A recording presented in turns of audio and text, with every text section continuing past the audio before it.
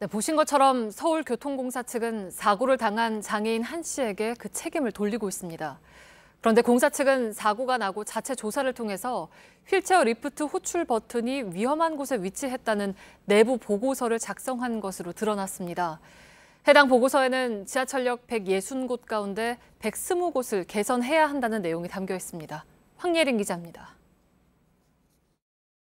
지난 4월 서울교통공사 측이 작성한 내부 보고서입니다.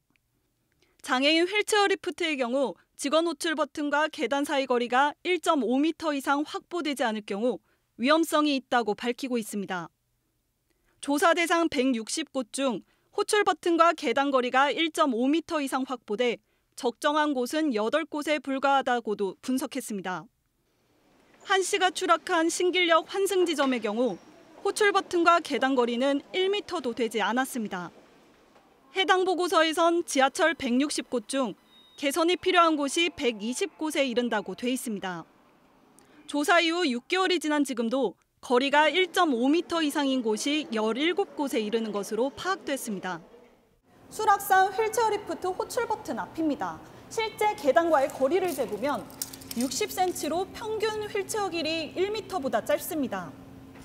공사 측은 해당 지점들은 장애인들이 계단을 바라볼 수 있는 곳에 버튼이 설치돼 위험하지 않다고 해명했습니다.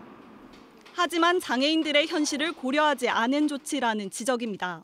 직원을 부르려면 늘 대단히 가까이 가서 눌러서 부르는 경우가 있는데 자칫 잘못하다가는 바로 추락할 위험성이 있어서 늘 긴장감을 좀 가지고 있죠.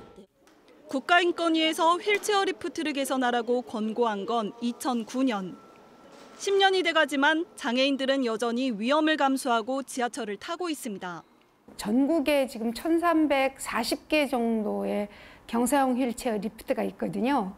그 부분의 안정성을 좀 검토를 해서 여러 가지 대안을 좀 마련할 필요가 있다고. JTBC 황예린입니다.